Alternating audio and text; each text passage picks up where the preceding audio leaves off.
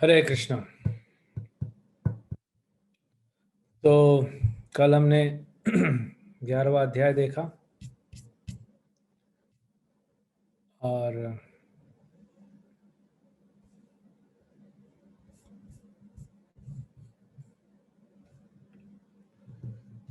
ग्यारहवें अध्याय में हमने भगवान का विराट रूप का दर्शन किया, आंखों से नहीं, कानों से। क्योंकि आंख तो हमारी चमड़े की है ना, चर्म चक्षु। अब दिव्य आंख मिली नहीं है तो कान से तो देख सकते हैं ना, तो कान से हमने देखा। तो अब कुछ हम प्रश्न जो कल के सेशन से हैं, हम कुछ प्रश्न पूछेंगे और देखेंगे आपको कितना याद है।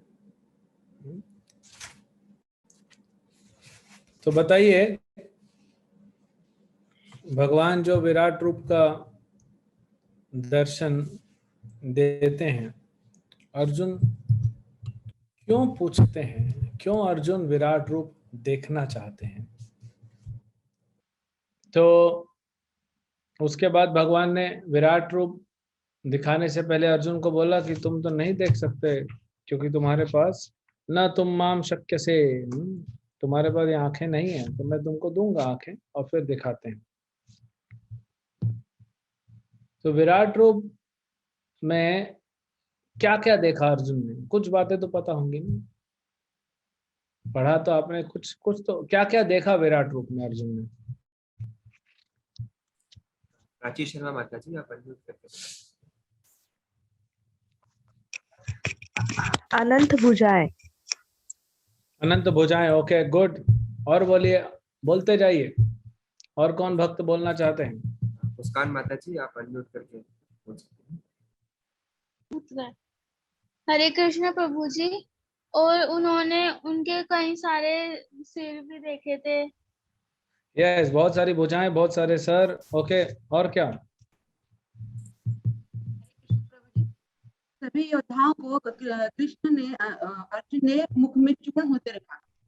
क्या देखते हुए देखा? हाँ, चूर्ण होते हुए देखा। जैसे गन्ने को मशीन में डालते हैं, है ना, उसका चटनी निकल जाता है, ऐसा ही विराट रूप में अर्जुन ने देखा कि सबका चटनी निकल गया। क्या करने कहते हैं? आखिरी आपको बता दिया कि आखिरी श्लोक में भगवान कुछ कहते हैं अर्जुन को। हरे कृष्ण प्रभु जी, भगवान कहते हैं कि तुम कर्म करो, अपने जीवन का यही परम लक्ष्य समझो, किसी के साथ ईर्ष्या मत करो, और मैं जो बोल रहा हूँ वो तुम करो, शुद्ध भक्ति में हमेशा तत्पर रहो। हरे कृष्ण प्रभु जी। बहुत अच्छा। सिर्फ कर्म करो नहीं, मत कर्म, भगवान से संबंधित। मत कर्म कृत मत परमो, मत भक्त संग वर्जित, निर्वैर सर्वभूतेषु, निर्वैर, किसी से ईर्ष्या मत करो, संग वर्जित, जो भक्त नहीं है उसका साथ छोड़ दो, उससे दूर रहो। ये भी बड़ा अजीब है, दूर कैसे रहेंगे? है हमारे परिवार वाले भक्त नहीं है, हमारे आसपास के लोग भक्त नहीं है, तो सबको छोड़ दें? नहीं, इसका मतलब होता है अपना आप काम करते रहो, उनके साथ जितना संबंध है उतना रखो। अपना हृदय नहीं खोलना चाहिए जो भक्त नहीं है। जो व्यक्ति कभी जप नहीं किया हरे कृष्ण महामंत्र का, और आप 2 माला 4 माला जप करना चालू किए हैं, तो कैसे आप उससे जाके पूछ सकते हैं? अगर आप 2 माला जप करते हैं और आप उसको कहते हैं कि मेरा जप नहीं हो रहा ध्यान पूर्वक, कैसे मैं जप करूं, तो फिर आप क्या कहेंगे? वो क्या कहेगा सोचो।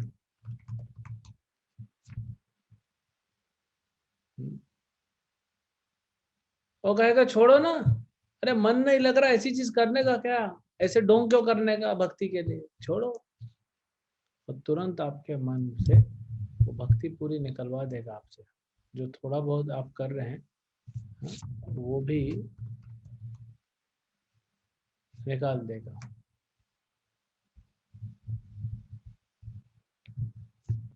तो इसीलिए अभक्तों के पास अपना हृदय नहीं खोलना चाहिए, वो सिर्फ भक्तों के पास। आप किसी भक्त से पूछेंगे प्रभु जी 2 माला जप कर रहा हूँ लेकिन थोड़ा मन नहीं लग रहा, तो आपको उत्साह देगा, प्रेरणा देगा। और अभक्त जो है वो जो भी है वो खत्म कर देगा। इसीलिए हाँ, जैसे होता है ना, कुछ चीजें ना ढकी रहनी चाहिए।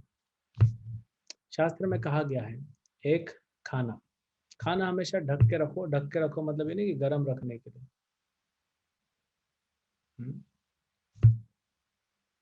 खाना मतलब किसी के साथ भी मत खाओ।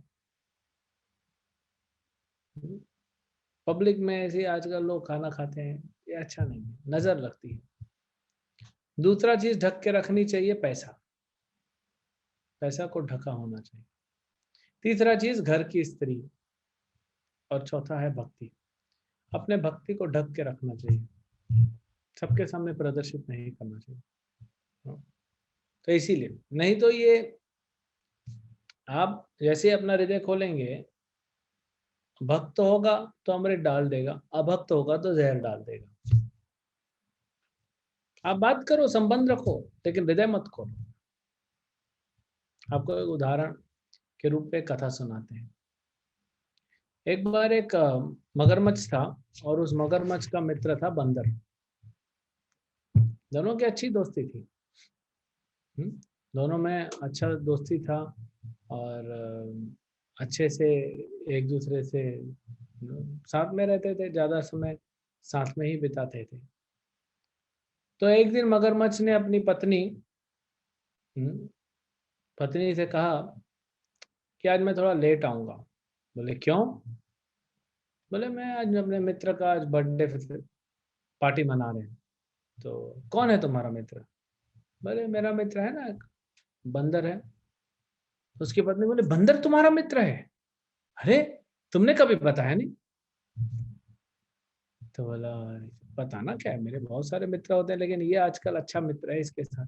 तो बोले उसको घर लेके आओ, उसको खाना खिलाने के बहाने घर लेके आओ और हम क्या करेंगे, उसको खा जाएंगे। मुझे बंदर का कलेजा बहुत अच्छा लगता है, मुझे ला के दो, ला के दो, ला के दो। अरे मगरमच्छ बोला अरे कैसा मैं दोस्ती को ऐसा धोखा करूंगा, हाँ ऐसे कैसे? तो पत्नी रूठ गई।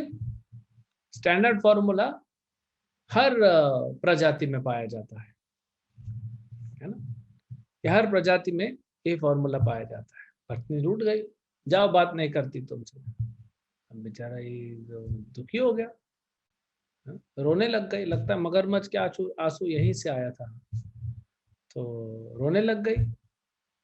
बोली मैं जा रही हूँ अपने बाप के पास। तो ये बोला मैं अकेला क्या करूंगा। तो बहुत मनाने का कोशिश किया, नहीं मान रही थी, जिद पे अड़ी थी। कहा जाता है इस संसार में 2 हट होते हैं, एक बाल हट और एक स्त्री हट। ये दोनों ही इनको समझाना बहुत मुश्किल है। कोई स्त्री हटी हो जाए या कोई बच्चा हटी हो जाए तो समझाना बहुत मुश्किल है। तो फिर मगरमच्छ को मानना पड़ा। तो अगले दिन मगरमच्छ गया बंदर के पास। अब बंदर रहता था, बड़ा सा तालाब, झील थी, उसके बीच में एक पेड़ था, वहां रहता था और ये इसको घुमाता था रोज मगरमच्छ। तो नहीं, मगरमच्छ बीच में रहता था अपने पत्नी के साथ, ये साइड में रहता था। तो ये लोग मिलते थे, रोज मिलते थे। तो आज भी मिले रोज की तरह। अब मगरमच्छ कहता है अरे भाई बंदर, तुम्हारी भाभी ने ना तुम्हारे लिए न्योता भेजा है। अच्छा किस चीज का?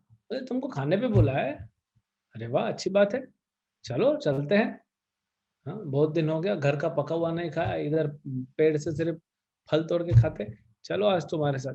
ये रोज ना मगरमच्छ इसको सवारी कराता था बंदर को। ये बंदर बैठ जाता था और मगरमच्छ पूरा इसको झील में घुमाता था, फ्री बोट राइड, और दोनों बातचीत करते थे। अच्छा दोस्ती था। तो मगरमच्छ ने बोला चलो तुम्हारी भाभी ने बुलाया है। तो बोला चलो अच्छी बात है। फिर चलते चलते मगरमच्छ से रहा नहीं गया, उसने बोला कि एक्चुअली प्लान है कि मैं तुमको घर लेके आऊं खाना खाने के बहाने, और फिर मेरी पत्नी तुमको काट के खा जाएगी। उसको बंदर का कलेजा बहुत पसंद है, स्पेशली तुम्हारा कलेजा खाएगी वो। अभी बंदर चतुर था, हाँ ये समझ क्या, बोला ये तो गया। तो इस बंदर ने कहा कि अरे, मगरमच्छ कहते अरे तुमने बताया क्यों नहीं कि भाभी को मेरा कलेजा खाना है, हाँ बड़ा पसंद है उसको, पहले बताना चाहिए, वो तो मैं पेड़ पे ही छोड़ के आ गया। ये मगरमच्छ बोला ऐसा कैसा, अरे मैं अभी देखो तुम्हारे साथ जा रहा हूँ खाना खाने के लिए, पेट की जरूरत है, मुंह की जरूरत है, कलेजा क्या करूंगा, उसको घर पे रख के आ गया, क्यों अननेसेसरी लेके घूमना। तो मगरमच्छ बोला अब क्या, अरे अब क्या, अभी तुम्हारी पत्नी तुमको डांटेगी कि तुमको एक काम भी ठीक से नहीं आता, हम ऐसे कैसे मेरे को डांटेगी। हाँ, हर पति घर के बाहर ऐसे ही होता है, ऐसे कैसे हमारी पत्नी हमको डांटेगी, ये घर के बाहर का रूप है। तो मगरमच्छ को बोला बंदर ने, बोला फिर एक काम करो, वापस चलो, गाड़ी यू टर्न घुमाओ और कलेजा लेते हैं फिर चलते हैं, नहीं तो क्या सोचेगी तुम्हारी पत्नी, एक काम भी तुम ठीक से नहीं कर पाते। अच्छा ठीक है, चलो यू टर्न लिया। जैसे ही वो तट के पास पहुंचा, बंदर उछल के पेड़ पे चला गया। फिर मगरमच्छ को बोलता, मूर्ख कहीं का, हाँ तुम मेरे को धोखा दे रहा है, मैं तुमको अपना मित्र माना तो मेरे को धोखा दे रहा है, कभी कोई कलेजा अपना अलग रख सकता है क्या। तो ऐसे ही हम भले मिले लोगों से, जॉब करते हैं, पढ़ाई करते हैं, रिश्तेदारी है, परिवार है, लेकिन अपना कलेजा जो है ना, अपना हृदय है, वो कृष्ण के चरणों में दे दें, उसको ना लेके जाएं अपने साथ, उसको कृष्ण के चरणों में रखे, बच जाएंगे। तो बहुत महत्वपूर्ण है, हम इसको विस्तार में कभी और भी बात करेंगे कि क्यों ये इम्पोर्टेंट है कि हम लोग अपना कलेजा जो है वो अपने पास रखें, कृष्ण के पास रखें। तो उन लोगों से क्या चर्चा करना भक्ति के बारे में, उनको तो बताना चाहिए कि आप भक्ति करो। ठीक है, तो ये कॉन्सेप्ट बहुत जरूरी था, क्योंकि आज का अध्याय का जो नाम है वो है भक्ति योग।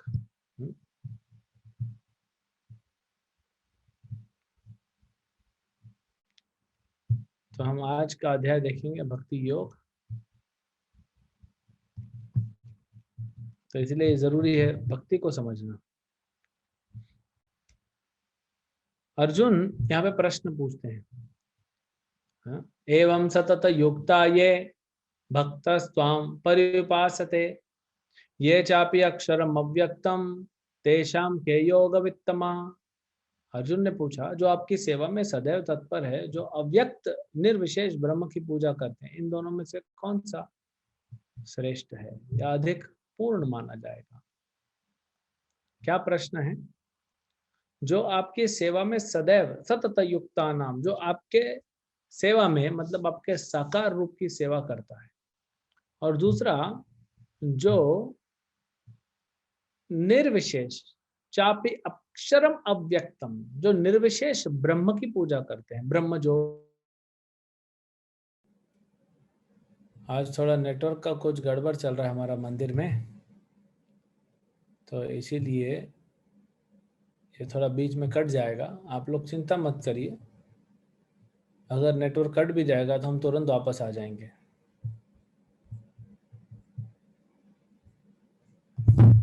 ठीक है, तो यहाँ पे प्रश्न क्या था,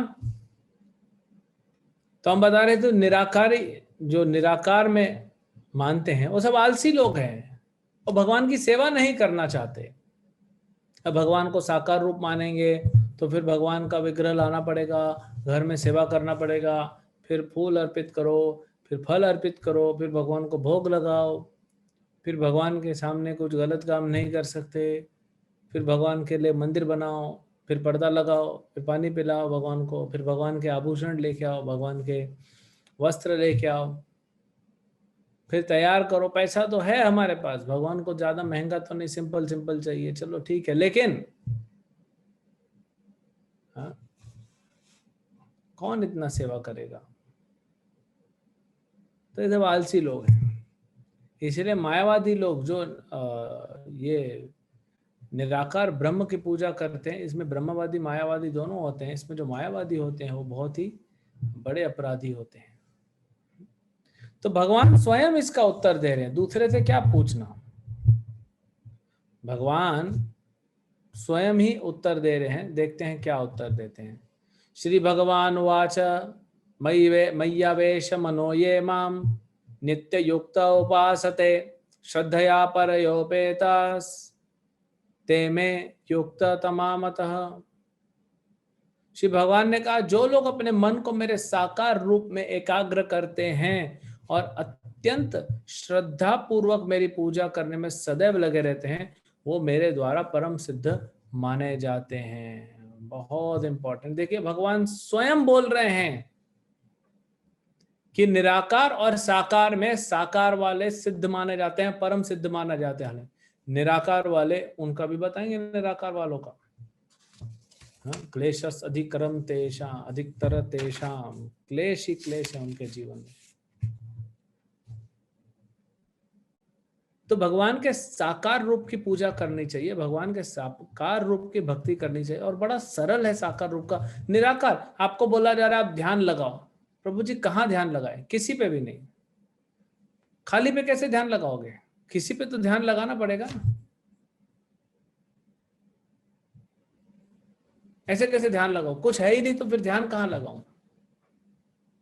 और जाओगे भी निराकार ब्रह्म की पूजा करके निराकार ब्रह्म में, तो कुछ नहीं मिलेगा।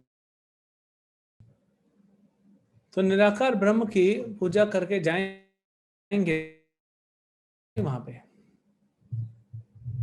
ना? तो इसीलिए हमको भगवान बता रहे हैं स्वयं। अब भगवान जब इतना क्लियरली कह रहे हैं, तो फिर क्यों लोग संसार में भटकते हैं, इसीलिए परेशान होते हैं। उनके बारे में भगवान बताएंगे। क्लेशो अधिकतरस्तेषां अव्यक्त चेतसाम अव्यक्त आसक्त चेतसाम।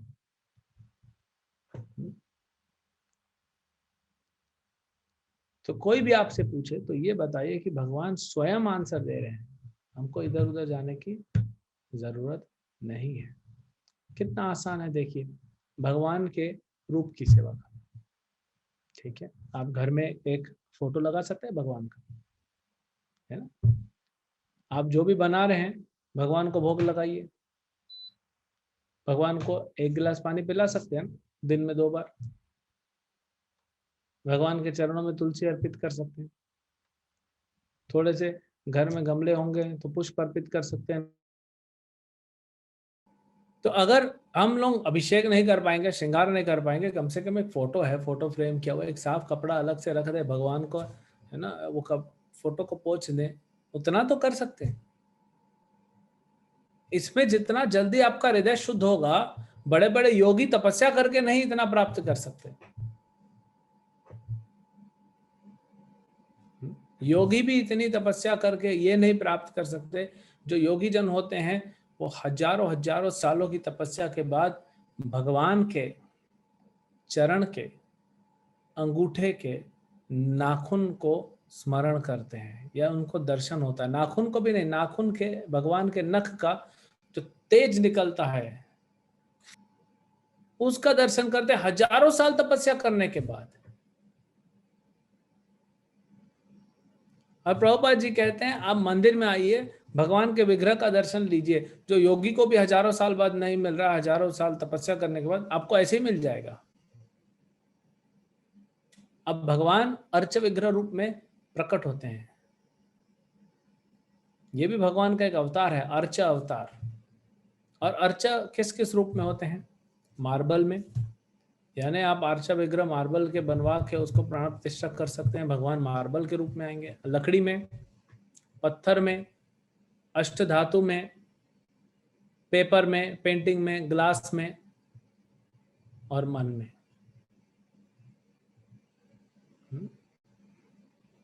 तो कोई भी, आजकल तो इतना है, फोन पे भी भगवान का फोटो है, कहीं पे भी फोटो आप रख सकते हैं भगवान का। कितना आसान है भक्ति करना। कुछ नहीं तो भगवान के सामने बैठ जाइए और जप कीजिए, ताली बजा के हरे कृष्णा कीर्तन कीजिए। ये कितना सुंदर भक्ति है, इतनी सरल है, इतनी सुंदर है, परम आनंद प्राप्त कराने वाली है। तो क्यों फिर हम इधर उधर जाएंगे? क्यों हम गलत रास्ते पे भटकेंगे जहां पे क्या मिलेगा? क्लेश ही क्लेश मिलेंगे और अंत में भी कुछ नहीं मिलने वाला। एक बार एक रिपोर्टर ने प्रभुपाद से कहा, स्वामी जी, अमेरिका में, स्वामी जी अगर आप जीवन भर भक्ति करते हैं कृष्ण की और अंत में मृत्यु के समय आपको यह पता पड़ता है कि कृष्ण है ही नहीं, तो क्या होगा? प्रभुपाद बोले क्या होगा? कुछ नहीं होगा। अगर कृष्ण नहीं भी हैं तो जो भक्त होते हैं भगवान के, वो अच्छा जीवन जीते हैं, स्टैंडर्ड ऑफ लाइफ हमारा बहुत अच्छा है, क्वालिटी ऑफ लाइफ है हमारा। सवेरे उठना, रात को सो जाना, ये मनुष्यों का काम है, जानवरों का नहीं। रात भर जागना और सवेरे सोना ये पशुओं का काम है। कुछ भी खाना ये पशुओं का काम है। आज पूरा दुनिया में लोग हेल्थ कॉन्शियस हो रहे हैं। आज पूरी दुनिया में लोग हेल्थ कॉन्शियस हो रहे हैं, या क्या खाना क्या नहीं खाना, ये तो शास्त्रों में दिया हुआ है। तो जानवर होते हैं, कुछ भी खा लेते हैं, कोई भी नियम नहीं खाने का। कब खा रहे हैं पता नहीं, कितना खा रहे हैं, कभी तो खाएंगे तो इतना सारा खाएंगे, कभी तो खाएंगे इतना सारा खाएंगे, चिड़िया के जैसा, कोई हिसाब किताब ही नहीं है।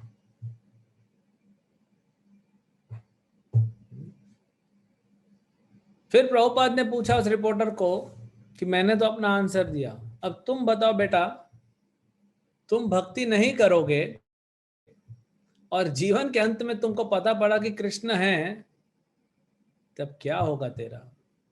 किधर जाएगा तब तू? तेरा तो चटनी बनने वाला है। हाँ, तेरा चटनी बनाएंगे और तेरा मित्र को यमदूत फ्राई करेंगे और चटनी के साथ खा जाएंगे तेरे को। सोच लेना, तो कितना सुंदर है भक्ति। अगर मान लीजिए जब प्रभुपाद जी बोले भगवान नहीं भी है तो भी हमारा जीवन अच्छा जी रहे हैं। ऐसा नहीं कि सवेरे 2-2 बजे तक, 3-3 बजे तक जाग रहे हैं, टीवी देख रहे हैं, आंखें पूरी सूज गई हैं, चश्मे के चश्मे लगे जा रहे हैं, दिमाग में कचरा भर रहा है, फिर भी टीवी देख रहा है। और अभी तो क्वारंटाइन में लोगों ने जीवन में करना ही क्या है? टीवी देख रहे हैं बैठ के, और कुछ काम ही नहीं है। लेकिन भक्ति करेंगे तो कितना अच्छा है, दोनों तरफ फायदा है हमारा। जीवन के रहते हुए भी अच्छा जीवन जी रहे हैं और जीवन के बाद भी भगवान के धाम जाएंगे। वो LIC का स्लोगन है ना, जीवन के साथ भी और जीवन के बाद भी। ये भक्ति है, इंश्योरेंस काम नहीं आएगा। ये भक्ति जीवन के साथ भी, आप जब जीवन जी रहे हैं तो भी भक्ति में आनंद में हैं, और जीवन के बाद आप वैकुंठ जाते हैं, वहां भी आनंद में हैं।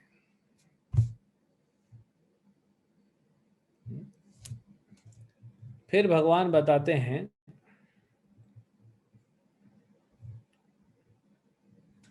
कि जो लोग निर्विशेष ब्रह्म का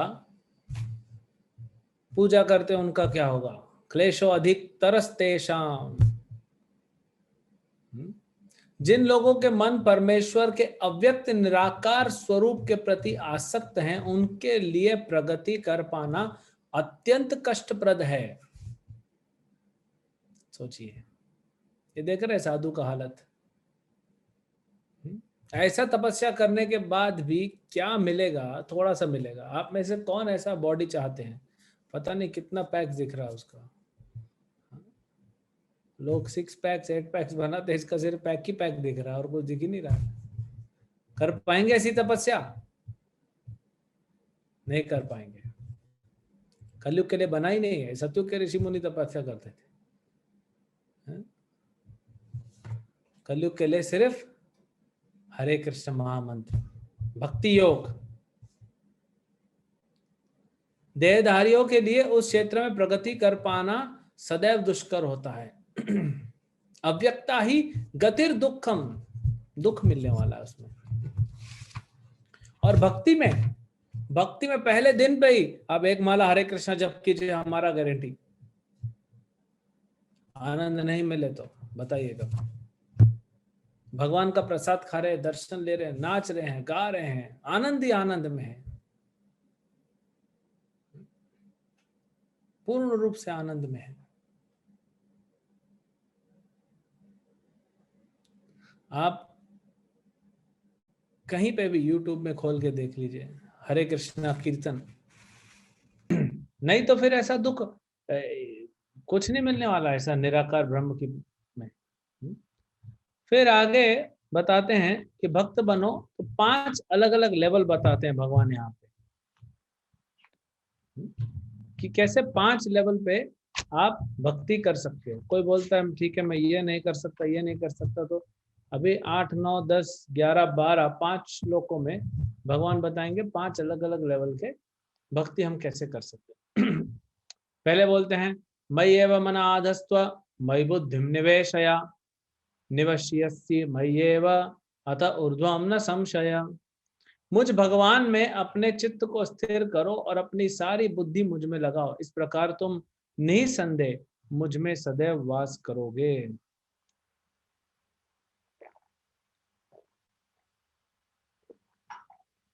ये बहुत ऊंचा लेवल है, परफेक्ट लेवल। हमेशा 24 घंटा, हमने देखा ना नित्य, वो क्या था, सततम, बार बार शब्द सुना ना सततम, ये वही है सततम। नित्य युक्त उपासते योगक्षेमम महाम्यहम, हमेशा भगवान के बारे में सोचते रहता है, पूरा चित्त में भगवान बस गए हैं। इसलिए भक्तिविनोद ठाकुर कहते हैं, भजन गाते हैं, मम मन मंदिरे रहो निशि दिना कृष्ण मुरारी, ओ कृष्ण मुरारी, हे कृष्ण मुरारी मेरे मन के मंदिर में रहिए। कब कब रहूं, कृष्ण मुरारी पूछते, फोन करके कृष्ण पूछते हैं कि कब कब रहूं, रहो निशि दिन, रात में और दिन में। अरे पूरा दिन रहूंगा, यस, तो पूरा दिन रहूंगा तो क्या करूंगा? तो भक्तिविनोद ठाकुर बोलते हैं, हाँ, भक्ति प्रीति माला चंदन तुम्हें दियो है दियो चित्तनंदन। मैं आपका भक्ति करूंगा, मैं आपको प्रेम दूंगा, मैं आपको माला अर्पित करूंगा, आपको चंदन लगाऊंगा प्रभु, धूप दीप पुष्प आपकी सेवा करूंगा। यही तो भगवान को चाहिए। तो कितना सरल है देखिए। ठीक है, अभी कोई बोलेगा लेकिन ये तो बड़ा मुश्किल है, हमेशा भगवान के बारे में सोचना। तो भगवान बोलते हैं ठीक है, कोई बात नहीं, इस लेवल पे पहुंचने के लिए अगले लेवल से चालू करो। आगे क्या बताते हैं, अथ चित्तम समाधातुम न शक्नोषि मयि स्थिरम अभ्यास योगेन ततो माम इच्छाप्तुम धनंजय। हे अर्जुन, हे धनंजय, यदि तुम अपने चित्त को अविचल भाव से मुझ पर स्थिर नहीं कर सकते हो तो तुम भक्ति योग के विधि विधानों का पालन करो। इस प्रकार तुम मुझे करने की चाह, तुम मुझे प्राप्त करने की चाह उत्पन्न करो। तो ये क्या है, ये अभ्यास योगेना। यहाँ पे भगवान 2 बताते हैं शब्द, अभ्यास योगेना मतलब अभ्यास करो, माम इच्छाप्तुम, और अपनी जो है मुझे प्राप्त करने की इच्छा करो, माम इच्छाप्तुम। तो ये सेकंड लेवल है। पहला लेवल क्या था, हमेशा भगवान के बारे में सोचो। फिर ये सेकंड लेवल है कि भक्ति के विधि विधानों का पालन करने। अब इसमें क्या क्या आता है, भक्ति के विधि विधानों में क्या आता है, हरे कृष्ण मंत्र जप करें, भगवान को भोग लगाएं, नियमों का पालन करें। ये सब शास्त्रों में नियम दिए हैं। और भक्ति के नियम सबसे सरल हैं। तपस्या के योग के नियम सबसे कठिन है। आपको पता है योग तपस्या ज्ञान स्त्रियों के लिए नहीं है, लेकिन भगवान ने क्या कहा भक्ति के लिए? हाँ, स्त्रियां वैश्या तथा शूद्रास तेपि यान्ति पराम गतिम, ये भी परागति को प्राप्त कर सकते हैं। इसीलिए कुछ लोग मूर्ख लोग कहते हैं ना, आप सुने होंगे कुछ लोगों को कहते हुए स्त्रियां भक्ति नहीं कर सकती। नहीं, स्त्रियों के लिए योग नहीं है। योग तपस्या बहुत कठिन है, इसीलिए ऐसा नहीं कि नहीं कर सकती, बट नहीं होता। लेकिन भक्ति सबके लिए भगवान स्वयं कहते हैं। अब स्त्री हो, पुरुष हो, बच्चा हो, वृद्ध हो, देसी हो, विदेशी हो, उससे कोई फर्क नहीं पड़ता। हरे कृष्ण मंत्र जप कीजिए। कुछ भगवान ने उपदेशामृत भक्ति रसामृत सिंधु है, उसमें कुछ नियम बताए हैं हमारे आचार्यों ने, बड़े सरल सरल नियम है। भगवान को भोग लगाओ। जैसे नियम कैसे हैं? भगवान को प्रणाम करो, तुलसी महारानी का पौधा घर में रखो, उनको प्रणाम करो, तुलसी महारानी को जल दो, उनका परिक्रमा करो, भगवान का परिक्रमा करो, भगवान को भोग लगा खाओ, भगवान के सामने बैठ के जप करो, भगवत गीता पढ़ो, भागवतम पढ़ो, सुनो, प्रवचन को सुनो, भक्तों का संग लो, भगवान के धाम में घूमने के लिए जाइए। घूमने के लिए मतलब अपने शुद्ध करने के लिए जाते हैं, वृंदावन, द्वारका, आनंद आता है। अभी हम गए थे, हमने बताया ना आपको, लगभग 200 भक्त गए थे मायापुर और जगन्नाथपुरी। तो फिर तो लॉकडाउन लग गया, लॉकडाउन खुला था तो सब लोग होके आए थे। तो ऐसी यात्राएं होती रहेंगी। तो यही तो है, बस भक्ति में लगे रहो, आनंद ही आनंद है। और आज आपके घर में कोई भी आप देखिए, संबंध थोड़े ऊपर नीचे हो ही जाते हैं, खिटपिट चलती रहती है संसार में, लेकिन सब लोग भक्ति करेंगे तो खिटपिट नहीं होगी। क्यों? फिर पंखे का उदाहरण देते हैं। आपके छत पे, आपके सर के ऊपर छत पे देखिए पंखा चल रहा है, थोड़ा देख लीजिए पंखा। अब वो पंखा में एक सेंटर में एक पार्ट होता है, जिसमें कॉइल होता है, मशीन लगी होती है। वो तीन पंख होते हैं। अब मुझे बताइए, ये जो 3 पंख हैं पंखे के, ये आपस में जुड़े हुए हैं कि नहीं जुड़े हुए हैं?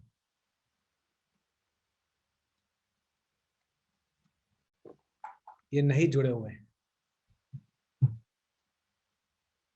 देख लीजिए, एक भी आपस में नहीं जुड़ा है। ऐसे ही कोई भी जीव दूसरे जीव से डायरेक्ट संबंध है ही नहीं हमारा। हमारा संबंध कृष्ण के साथ है। जैसे हाथ देखिए, ऐसे नहीं दिखाएंगे, ऐसे दिखाते है ना। तो हाथ में क्या होता है? ये हथेली है ना। अब ये उंगलियां आपस में कनेक्टेड हैं क्या? एक भी नहीं है, एक भी कनेक्टेड नहीं है, लेकिन ये फिर भी साथ में है। क्यों? क्योंकि ये हथेली है यहाँ पे। तो वही कृष्ण है।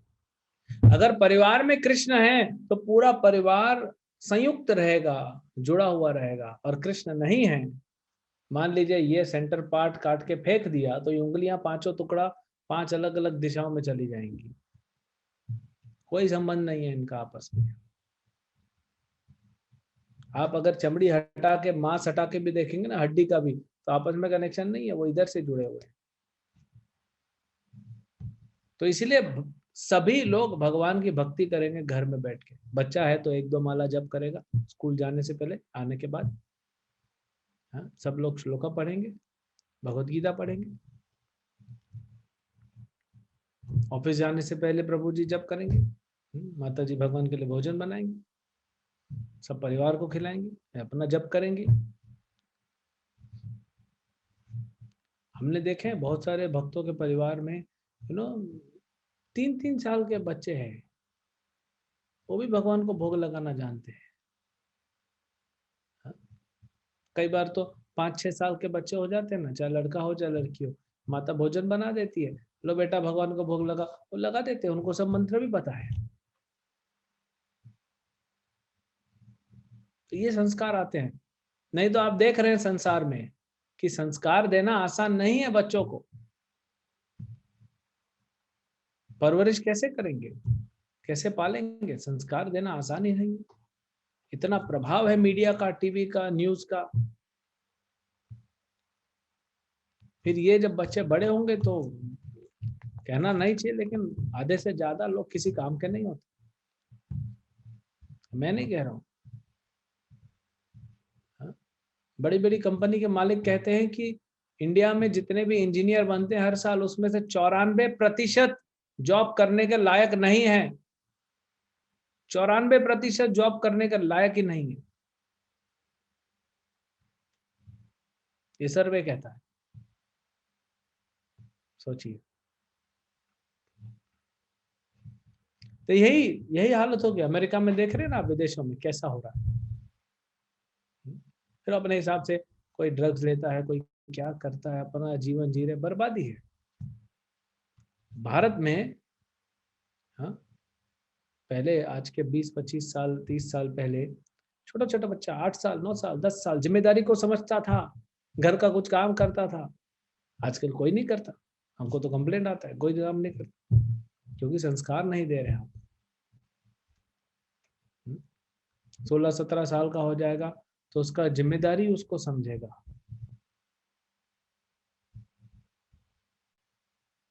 नहीं तो जिम्मेदारी कैसे समझेगा।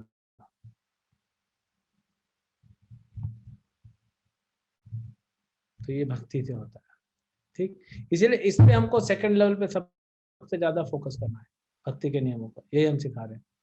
फिर कहते हैं कि यदि तुम भक्ति योग के, भगवान इतने कृपालु हैं, देखिए, यदि तुम भक्ति योग के विधि विधानों का भी अभ्यास नहीं कर सकते तो मेरे लिए कर्म करने का प्रयत्न करो, क्योंकि मेरे लिए कर्म करने से तुम पूर्ण अवस्था को प्राप्त करोगे। ठीक है, मेरे लिए कर्म करो, मंदिर बनवा दो। कोई भक्ति नहीं कर पा रहा है, ठीक है, जैसे कोई होता है डायरेक्ट भक्ति नहीं कर पा रहा है, तो ये उसके लिए लेवल क्या है, दान दे, हम मंदिर बना देंगे, या वो मंदिर बनवा दे, मंदिर के लिए कुछ गाड़ी दे दे। यानी भगवान की सेवा के लिए फैसिलिटी देना है। भगवान के लिए मंदिर बनाना है, उसके लिए कुछ परमिशन चाहिए गवर्नमेंट की, कॉम्प्लिकेशंस आ रहे हैं, तो कुछ लोग आ जाते हैं, नहीं नहीं स्वामी जी हम करवा देते, हम करवा देते। ये वो लेवल है। कुछ तो कर रहा है, अरे इस जन्म में भक्त बन जाएगा, नहीं बनेगा तो अगले जन्म में भक्त बनेगा, क्यों किया ना भगवान के लिए सेवा। भगवान चैतन्य महाप्रभु बंगाल से संन्यास लेने के बाद जगन्नाथपुरी जा रहे थे, और उनके साथ नित्यानंद प्रभु, जगदानंद पंडित, सब पीछे पीछे चल रहे थे। तो एक रास्ते में जाते जाते महाप्रभु ने देखा एक छाछ बेचने वाली बैठी है, तो बोले माता छाछ पिलाओ। देखे सन्यासी है, पियो। तो गिलास विलास तब नहीं होता था, महाप्रभु ने ऐसा हाथ किया, और ये जो माता जी थी उसने छाछ पिलाना चालू किया। देखते देखते देखते पूरा मटका खाली कर दिया भगवान ने। भगवान है चैतन्य महाप्रभु, पूरा मटका खाली कर दिए। बोले पैसा? बोले कैसा पैसा? पैसा नहीं मेरे पास, सन्यासी हूँ, किधर पैसा लेके घूमता? पैसा मेरे साथ पीछे जो आ रहे उनसे ले लेना। और उनको भी महाप्रभु ने बोला था पैसा लेके मत चलना, कृष्ण रक्षा करेंगे। तो जब पीछे भगवान के साथी आए थे तो बोलते हमको कहाँ पैसा है, वो उन्होंने तो मना किया पैसा नहीं लेके चलना, भगवान रखेंगे। तो भगवान तो खुद चल रहे हैं, तो ये लीला है। तो वो बुढ़ी माता जी बोलती है, छाछ बेचने वाली बोलती है ठीक है अपने सन्यासी को बोल देना कि मैंने ये जो छाछ है कि दान दे दी उसको। अब तो पूरा खत्म हो गया, अब बेचने के लिए कुछ है नहीं। चलो आज जल्दी छुट्टी मिली है, घर जाएंगे, घर जाके थोड़ा भजन करेंगे। हम लोग क्या बोलते हैं, चलो छुट्टी मिली है, घर जाते हैं, थोड़ा टीवी देखते हैं। तो जब उसने घर जाने के लिए मटका उठाया तो उसका पूरा मटका भारी हो चुका था, उठा नहीं पाया। अरे मैं तो भरा मटका भी लेके आया, तो खाली है, उठ नहीं रहा है। खोल के देखा तो हीरे मोती रत्न जेवर सब भरा हुआ था, पूरा मटका। तो भगवान का सेवा कर दिया ना, क्यों भगवान नहीं देंगे? तो ठीक है, डायरेक्ट भक्ति नहीं हो रहा, भगवान का सेवा करो। वो भी कुछ लोग कहते हैं बेस्ट तो है कि डायरेक्ट भक्ति करो, नहीं तो ठीक है, कुछ लोग होते हैं कुछ दान देते हैं, प्रभु जी हम नहीं कर पा रहे हैं, आप ये लीजिए हमारी तरफ से ठाकुर जी का सेवा कीजिए, ठीक है, वो भी ठीक है, भगवान बोल रहे हैं ठीक है, उसमें भी धीरे धीरे आगे बढ़ेगा। फिर कहते हैं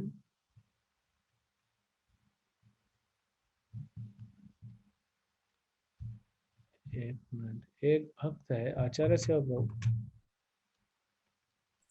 ठीक है रहने दो। यस प्रभु जी। कोई नीना पाठक माता जी उन्होंने मैसेज भेजा था, उनको भगवत गीता चाहिए तो हाँ देखो। प्रभु जी बता दिया, श्यामानंद को कांटेक्ट कर दिया। ओके। फिर बोलते हैं आगे, किंतु यदि तुम मेरे इस भावना अमृत में कर्म करने में असमर्थ हो, ये भी नहीं कर सकते, तो कम से कम जो तुम कर रहे हो उसका त्याग करो, फल का।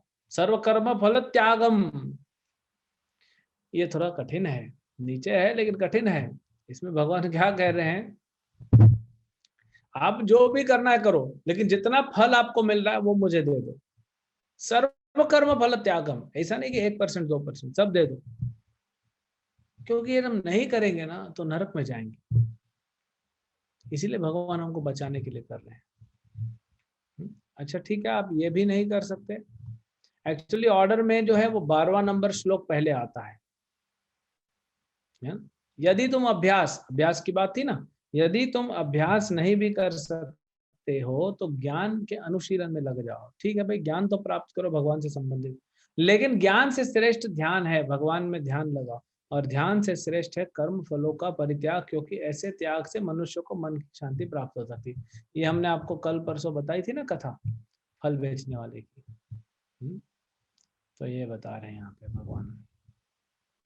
तो सबसे बेस्ट तो है कि भगवान में चित्त लगाएं, लेकिन वो अभी नहीं हो सकता, तो भक्ति के नियमों का पालन करें और भगवान के लिए कर्म करें। ये 2 चीज पे हमको फोकस करना चाहिए। भगवान ने तो 5 लेवल दे दिए, लेकिन ये 2 चीज पे हमको फोकस करना चाहिए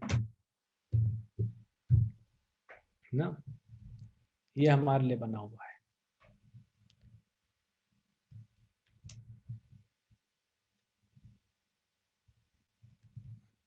इसके बाद भगवान अगले 8 श्लोकों में वैष्णव के गुणों का वर्णन करते हैं। वो आप पढ़ लीजिए, हम उसमें डिटेल में नहीं जाएंगे, लेकिन भगवान की भक्ति करेगा ना उस व्यक्ति में ऐसे गुण आ जाते हैं, और ये गुण बहुत आवश्यक है। अद्वेष्टा सर्वभूतानां, मैत्र करुणा एव च, निर्ममो निरहंकार, समदुःख सुख शमी, संतुष्ट सततम योगी, यतात्मा दृढ़ निश्चय, मयि अर्पिता मनोबुद्धिर्यो मद्भक्त समे प्रिय। तो भगवान क्या बोल रहे हैं, मैं आपको हिंदी में पढ़ देता हूँ, ट्रांसलेशन डायरेक्ट।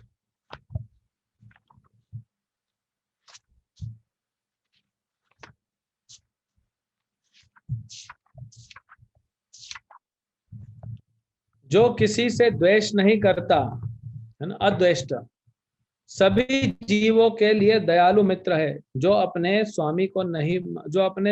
को स्वामी नहीं मानता और मिथ्या अहंकार से मुक्त है, जो सुख तथा दुख में समभाव रहता है, सहिष्णु है, सदैव आत्मा तुष्ट रहता है, आत्म संयमी है, जो निश्चय के साथ मुझ में मन तथा बुद्धि को स्थिर करके भक्ति में लगा रहता है, ऐसा भक्त मुझे अत्यंत प्रिय है। ये लाइन समय प्रिय बार बार आएगी। जिससे किसी को कष्ट नहीं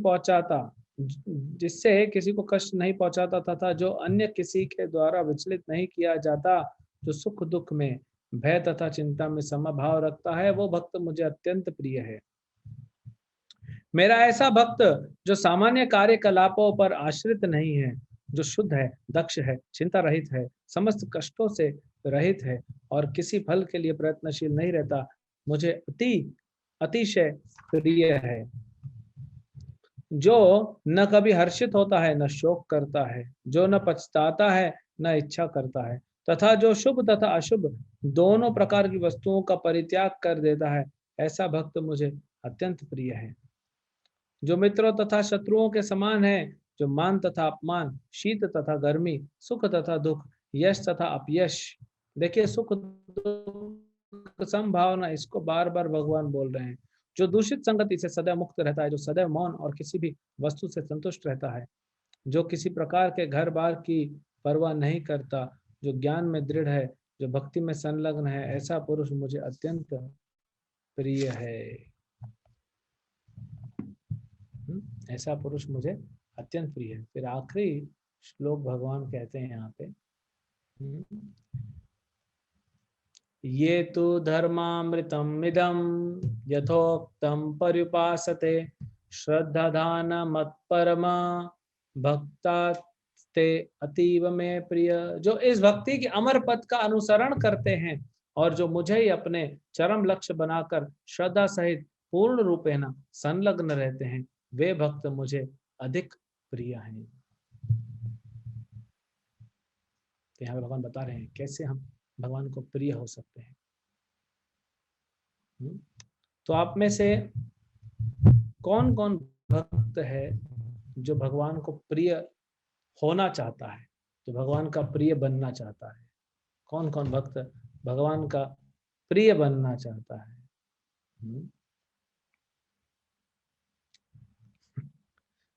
एक बार क्या हुआ, तो दिख रहा है सभी भक्त हाथ उठाते जा रहे हैं, बहुत अच्छा। एक बार क्या हुआ, मैं प्रचार कर रहा था अभी कुछ 2-3 महीने पहले ही, और किसी को मैं ऐसे समझा रहा था, तो मैंने बोला आप ये करो और आप पता है क्या होगा? बोला क्या होगा? बोला आप भगवान को प्यारे हो जाओगे। तो घबरा गया, अरे प्रभु जी भगवान को प्यारा हो जाऊंगा मैं? बोला प्यारे हो जाओगे मतलब भगवान को प्रिय हो जाओगे। तो वो घबरा गया, भगवान को प्यारा करने में कोई साधु लोग, तो प्रिय हो जाएंगे भगवान को आप। भगवान कहते हैं अतीव भक्ति योग का अध्याय, ये 12 अध्याय पूरा किया, यानी 6 अध्याय जो बीच के थे ये हुआ, कल से 13वां अध्याय हो, है ना। अब आप में से जो भी भक्त 1-1 मिनट में या आधे मिनट में कुछ बताना चाहते हैं, स्पेशली जो भक्तों ने पहली बार जप किया, हम उनको मौका देंगे। जो रोज 16 माला करते हैं उनको नहीं पूछ रहे अभी हम। जो लोग पहली बार जप किए वो हाथ उठाएं, कुछ अगर बताना चाहते हैं कि उनका अनुभव कैसा रहा जप करने का।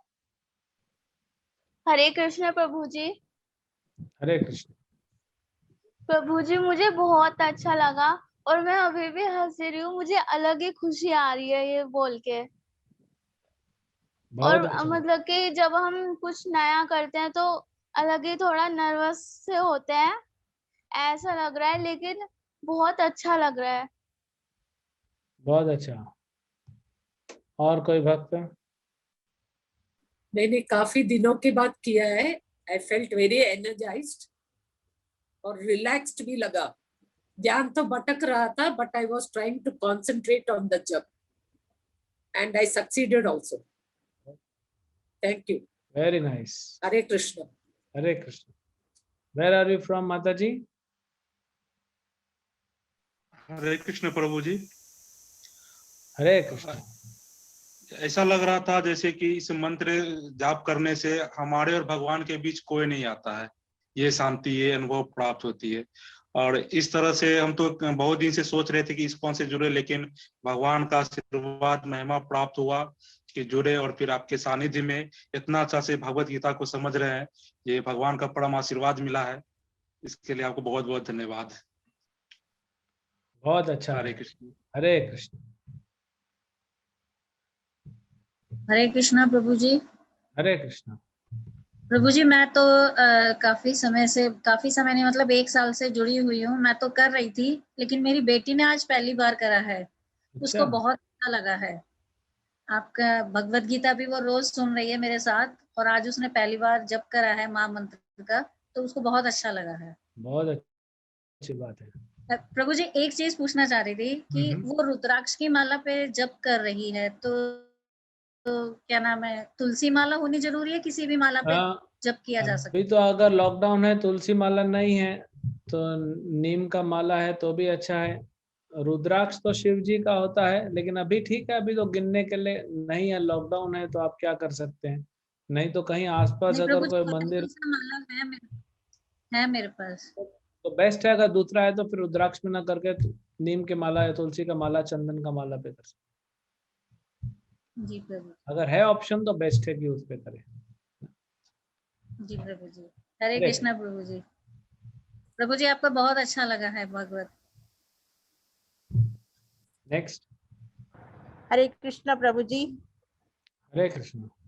बहुत अच्छा लगा प्रभु जी। ये गीता का हमने पहली बार शुरू किया है इस्कॉन वालों से, लेकिन थोड़ा हमें आनंद है इस चीज का कि मेरे फादर इस चीज में थे। वो भी ये गीता हमें उन्हीं के द्वारा मिली है, मेरे पास पहले ही थी ये घर में। बहुत अच्छी बात। तो बहुत अच्छा लगा। उपदेशामृत भी है हमारे पास, क्योंकि मेरे फादर भी इसी में लगे हुए थे वो। तो बहुत अच्छा लगा, इसलिए आनंद बहुत आ रहा है इसमें सुन के। अब इस समय वो तो नहीं है, लेकिन ये है कि ये सब अब हमें सुनने को मिल रहा है। शायद कि बचपन में थोड़ा सा कुछ हमारे अंदर इस चीज का था, तो आज हमें ये मिल रहा है। बहुत अच्छा बहुत लगा, अच्छी बात। बहुत अच्छा लगा, हमें बहुत आनंद आ रहा है और बहुत ही और अच्छा आपके लग रहा है। आपके पिताजी ने आपको भक्ति से कहीं ना कहीं पहले जोड़ा था, आज आप भक्ति करेंगे तो उनको भी हाँ बेनिफिट जी, मिलेगा। वो भी हरि नाम संकीर्तन में ही थे, गौड़िया मठ से ही थे। पुरी जी महाराज वगैरह उनके गुरु थे। जहाँ पे भी रहेंगे उनको बेनिफिट मिलता ही है। तो उनके बहुत गुरु अच्छी थे बात है। पुरी जी महाराज थे उनके गुरु। और बहुत श्रील अच्छा। ब्रह्म महाप्रभु जी की भी ये पुस्तकें बहुत थी हमारे घर रखी हुई उनके पास, वहीं से मैं लाई थी, लेकिन आज काम आई है। बहुत सालों से रखी हुई थी मेरे पास, लेकिन कभी पढ़ा नहीं था इनको, और आज मतलब पढ़ने का बहुत अच्छा। मौका मिला। आप जब करते रहिए, हाँ है ना। जी, हाँ जी, हाँ जी, आपकी हरे कृपा। हरे कृष्ण। हाँ जी, हरे कृष्णा प्रभु जी, हरे कृष्णा। हरे कृष्णा प्रभु जी। हरे कृष्ण। प्रभु जी, वो जो जब जब जब आप करवा रहे थे 3 मिनट के लिए, तो जब मैं स्टार्ट किया था तो थोड़ा सा ध्यान मतलब एक्चुअली सही से नहीं हो रहा था। फिर कंटिन्यू कंटिन्यू करते करते मतलब ऐसा लगा कि मतलब जैसे कि आँख आँख मतलब खुल ही नहीं रही, मतलब जब में पूरी तरह से लीन हो गए थे। मतलब बहुत अच्छा लगा, मतलब अद्भुत, बहुत सुंदर लगा, बहुत अच्छा लगा। चलिए, बहुत अच्छी बात है। ठीक है, अभी अर्पिता माता जी आपका प्रश्न पूछिए, और कुछ भक्त प्रश्न पूछना चाहते हैं तो आज हम कम प्रश्न देंगे, क्योंकि आज हमने सब जप के बारे में चर्चा किया। हरे कृष्णा प्रभु जी, दंडवत प्रणाम। प्रभु जी, मेरा क्वेश्चन ये है कि हर एक डिवोटी की इच्छा होती है, हर एक का तो पता नहीं, लेकिन मेरी ये इच्छा है कि जैसे मेरी आखिरी सांस से वृंदावन में निकले, तो मतलब वृंदावन में रहने की इच्छा होती है, क्योंकि वो गोलोक वृंदावन का ही एक पार्ट है। लेकिन प्रभुपाद जी ये भी कहते हैं कि अगर आप वृंदावन में रहना चाहते हो तो ये माया है। तो ये दोनों बातें थोड़ी मतलब इसको आप प्लीज थोड़ा सा एक्सप्लेन कर दीजिए कि ये कैसे। देखिए, वृंदावन हमें जाना चाहिए, वहां भक्ति करके वहां से एनर्जी लेके आना चाहिए और आध्यात्मिक शक्ति, और फिर अपने अपने एरिया में प्रचार करना चाहिए। आप अपने अपने सुख के लिए अंदर वृंदावन जाना चाहते हैं, लेकिन प्रभुपाद जी और आचार्य हमारे चाहते हैं, भगवान चैतन्य महाप्रभु चाहते हैं, अपने सुख को छोड़ हम दूसरों का प्रचार करने के लिए, दूसरों को उद्धार करने के लिए हम बाहर निकले। प्रभुपाद जी भी 70 साल की उम्र में वृंदावन छोड़ के अमेरिका गए प्रचार करने। तो हम भी अपने अपने एरिया में रह के प्रचार करें, दूसरों को जोड़े। जब आप एकदम उम्र हो जाए तब फिर भी जा सकते हैं, लेकिन जरूरत नहीं है। आप जहाँ पे भजन करेंगे वहीं से भगवान आपको लेके जाएंगे। ये मत सोचिए कि वृंदावन में रहेंगे तो उद्धार होगा, बाकी जगह नहीं होगा, ऐसा कुछ नहीं। हाँ, आपका चेतना लगना चाहिए, भक्ति करना चाहिए, लेकिन अभी तो कम से कम सबको प्रचार में लगना चाहिए। आप सोचिए, अगर हम भी आज ये जूम पे ना वीडियो चलाते, गीता क्लास नहीं करते, ये नहीं करते, और अपना बैठ के भजन कर रहे होते, तो कितने सारे नए भक्त हमारे जुड़े, पहली बार जप किया, कैसे उनको बेनिफिट मिलता। तो हमको दूसरों के लिए सोचना चाहिए, यही हमारे आचार्यों का मूड है। ठीक है। हरे कृष्णा। श्रील प्रभुपाद की जय। श्रीमद् भगवद गीता की जय।